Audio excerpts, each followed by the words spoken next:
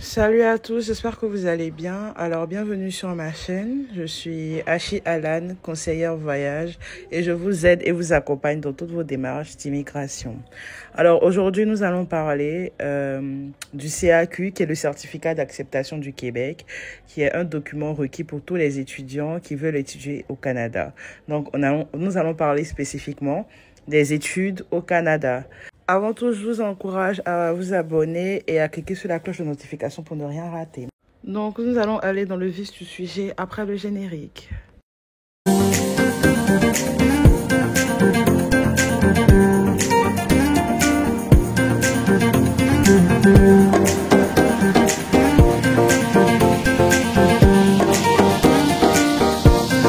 Alors déjà, pour commencer, vous partez dans votre moteur de recherche, que ce soit Google, Safari.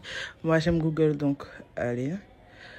Vous tapez le CAQ, CAQ, qui est le certificat d'acceptation du Québec. Alors, ça va vous emmener directement sur cette page, Gouvernement du Québec, présenter une demande de sélection temporaire. Donc, vous cliquez là. Ça vous dirigera directement ici, présenter une demande de sélection temporaire pour étudier au Québec.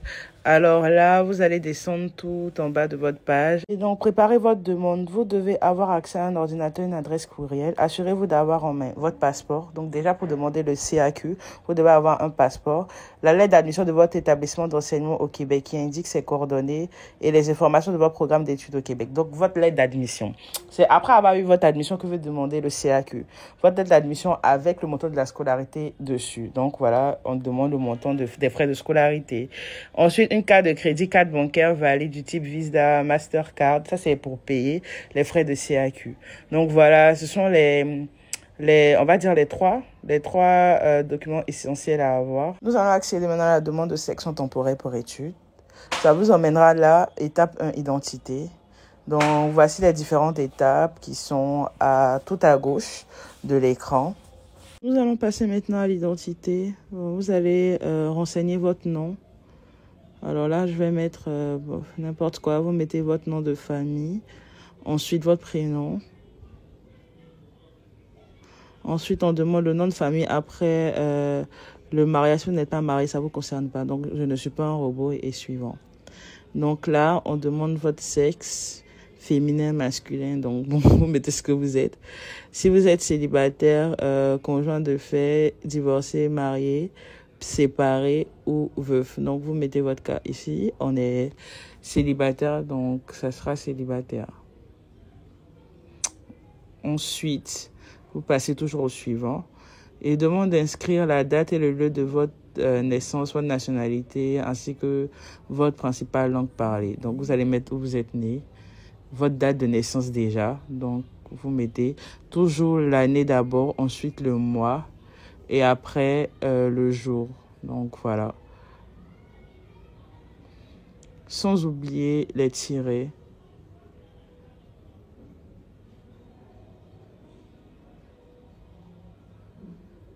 Après, vous mettez votre lieu de naissance où vous êtes né, la ville. Ensuite, votre province, état ou département. Donc, on va changer le lieu de naissance pour mettre plus Abidjan.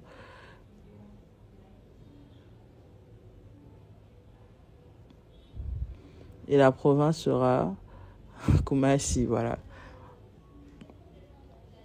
Donc, ensuite, on demande votre pays, donc la Côte d'Ivoire. Vous mettez votre pays, voilà. Le pays de citoyenneté, c'est toujours le même pays. Vous mettez votre origine, voilà, ce qui est sur vos papiers. Donc, encore la Côte d'Ivoire. Et principale langue parlée. Ici, on parle le français, donc français. Donc, suivant. Donc là, maintenant, on demande votre adresse et tout. Vous allez mettre votre numéro, votre rue. Donc là, vous mettez ce qui apparaît sur votre map. Rue Raoul Folero.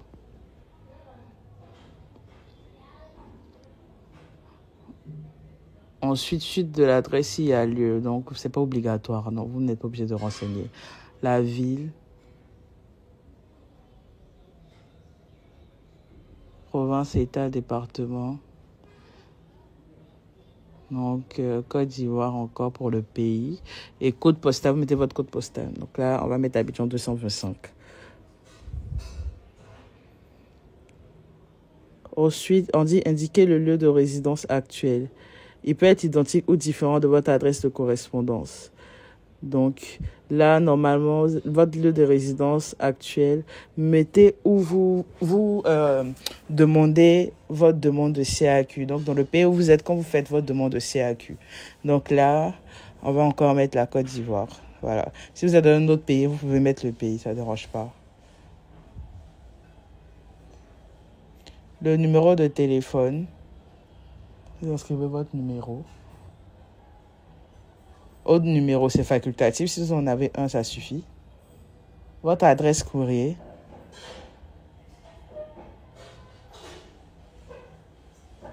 Vous écrivez votre adresse courrier.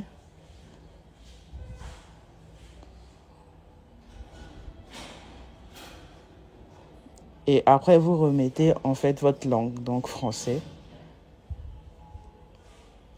Indiquez le nombre de personnes de votre famille immédiate où se trouve déjà au Québec qui vous accompagne pendant toute la durée de vos études. Donc, si vous avez une famille au Québec, vous mentionnez le nombre. Si vous comptez aussi voyager avec quelqu'un, bah, vous mettez. Mais là, on va dire qu'on est seul, donc 0. Parce qu'on est seul, on part seul. Donc, si vous voyagez seul, vous avez jusqu'à mettre 0. Voilà.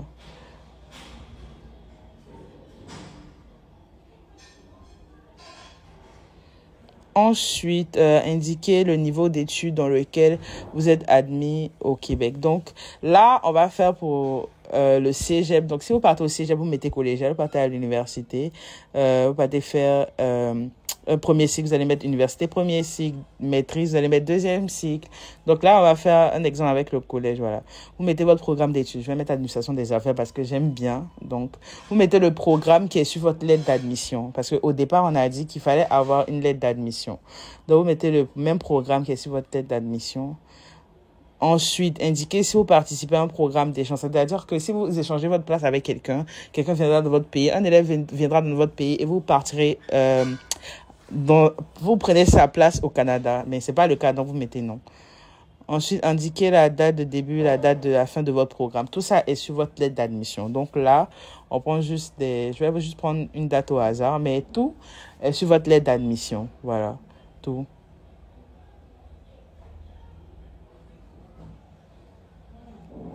Voilà, 2024. On considère qu'on va terminer en 2027, par exemple. Premier mois également. Et peut-être le 15, voilà. Ensuite, précisez le montant des droits de scolarité de votre établissement et tout. Donc, les droits de scolarité sont aussi soit sur votre admission ou sur le site de l'école. Donc, vous vérifiez en fait et vous mettez la somme que vous voyez. C'est la somme de toute l'année, pas la somme par semestre. Donc, si c'est mis la somme par semestre, multipliez par 2 et mettez la totalité que vous allez payer une année. Donc, ici, bon, je vais mettre, je sais pas, 13 000 $. Voilà, 13 000 $ canadiens. Donc, ensuite, on continue. Suivant. Il demande de sélectionner le nom de l'établissement. Là, je vais mettre Cégep Baie-Comeau. Voilà. J'aime bien ce Cégep. Après, je vais faire une vidéo sur les différents Cégep et tout. Donc, indiquez si vous avez déjà obtenu un certificat d'acceptation du Québec. Donc, pour les personnes qui ont déjà fait une demande, vous avez juste à mettre oui. Si c'est votre première demande, vous avez juste qu'à mettre non. Donc là, c'est notre première demande, donc non. En suivant. Donc, précisez à quel service de gouvernement canadien vous présentez votre demande de permis d'études. Donc là, on demande, voilà, quel genre, à quel service vous allez présenter votre demande de permis d'études pour étudier. Donc, soit c'est point d'entrée au Canada, immigration, réfugiés, citoyenneté Canada ou bureau canadien des visas à l'étranger. Mais ça sera bureau canadien des visas à l'étranger. Donc là, il demande de sélectionner la ville qui correspond à ce BCV dans les listes suivantes. Donc, si vous ne savez pas, en fonction de votre pays, quel est votre BCV, vous n'avez jusqu'à aller dans la deuxième case là, liste des BCV proposés en fonction de votre lieu de naissance et vous allez voir que ça va mettre directement parce que précédemment, on a mis déjà le pays. Donc, en fonction du pays, eux-mêmes, ils mettent directement votre BCV. Voilà. Donc, la situation financière, vous n'avez pas besoin de fournir des renseignements sur la situation financière. Donc, vous pouvez cliquer sur le bouton suivant. Il y a certains pays qui, là, vont devoir renseigner des documents pour prouver qu'ils ont l'argent pour leurs études et tout, mais certains pays, non, comme la Côte d'Ivoire, le Mali. En tout cas, pour le bureau de IRCC Dakar, on n'en a pas besoin. Donc, là, vous allez partir au suivant. On va dire, c'est un peu une chance, voilà. Donc maintenant, on demande en gros si vous voulez qu'ils écrivent à votre école et tout pour vous, pour leur transmettre votre CAQ et tout la date. Donc vous mettez oui. Ensuite suivant. Ici on demande si quelqu'un vous assiste ou non, vous mettez non si c'est non, si oui, vous mettez oui. Donc ça ne dérange pas. Donc voilà un peu terminé. Là, ils ont remis tous les renseignements que vous avez déjà inscrits. Donc vous vérifiez bien s'il n'y a pas d'erreur. S'il y a des erreurs, vous allez juste appuyer sur modifier et essayer de réparer l'erreur. Sinon, si on n'a pas, vous revenez à la page précédente. Donc vous vous assurez que tout est bien et vous pouvez imprimer la page ou aller suivant. Donc bon, moi je vais partir directement sur suivant. Donc là, on demande votre code d'utilisateur. Donc le nom que vous voulez inscrire à chaque fois que vous allez vous connecter sur votre portail. Donc là, donc vous inscrivez votre nom que vous voulez mettre à chaque fois que vous vous connectez. Et vous allez remettre le même nom d'utilisateur. Ensuite, un mot de passe. Prenez toujours minimum 8 chiffres, une lettre majuscule et un chiffre à l'intérieur de votre mot de passe. Donc vous remettez encore le mot de passe. Et donc, après, il y a les questions au cas où vous perdez votre mot de passe et tout, pouvoir le retrouver. Donc, on va sélectionner une question. Dans quel souhaitez-vous le meilleur? Bon, je pense qu'on ne jamais oublier ça. Je vais dire manger parce que j'adore manger. Vous prenez n'importe quoi, vous répondez comme vous voulez. J'aimerais partir pour mes prochaines vacances. Là, comme on souhaite partir au Canada. Donc, on va mettre Canada. Ensuite, on passe au suivant. Et bon, vous enregistrez pour ne pas... à chaque fois, venir mettre votre identifiant le mot de passe, mais moi, je passe. Donc là, vous lisez bien le profil de consultation. Il demande à ce que soit vous sauvegardez la demande ou vous passez suivant. En fait, vous ne pouvez même pas passer suivant. Vous serez obligé de sauvegarder la demande. Donc déjà, vous allez sauvegarder. Et vous voyez, on dit votre demande a été enregistrée, votre numéro de demande est... Et vous aurez votre numéro. Donc là, quand vous avez votre numéro, après, vous faites suivant. Vous avez déjà terminé. Donc là, maintenant, c'est à la phase du paiement. Donc, vous pouvez payer en même temps ou payer plus tard. Et là, comme c'est un exemple et tout, on va partir sur payer plus tard. Donc, normalement, si vous partez sur payer plus tard, ça va vous envoyer une autre page qui est là où on vous dit que si vous souhaitez payer plus tard, vous allez être obligé de revenir en arrière et après vous aurez juste à vous connecter et de payer. Mais je vous conseille d'avoir l'argent sur vous, d'avoir votre carte et tout. Le jour où vous souhaiterez en fait créer votre compte, comme ça vous payez immédiatement et comme ça vous aurez au plus vite votre numéro de dossier. Donc après quand vous avez fini, on va dire on a terminé. Parce que c'est juste un tutoriel pour le CAQ. Normalement, quand vous aurez payé et aurez votre numéro d'admission, vous allez partir sur le portail d'Arima, qui est l'endroit où on téléverse les documents. Mais je vais faire une autre vidéo pour ça, pour expliquer un peu comment se passe le téléversement et tout, quand vous recevez votre numéro de dossier, tout ça. Donc, j'espère que le tutoriel vous aura plu. Donc, voilà un peu la plateforme de Arima. Et donc, nous sommes au terme de la vidéo. Merci d'avoir été là jusqu'à la fin et à très bientôt.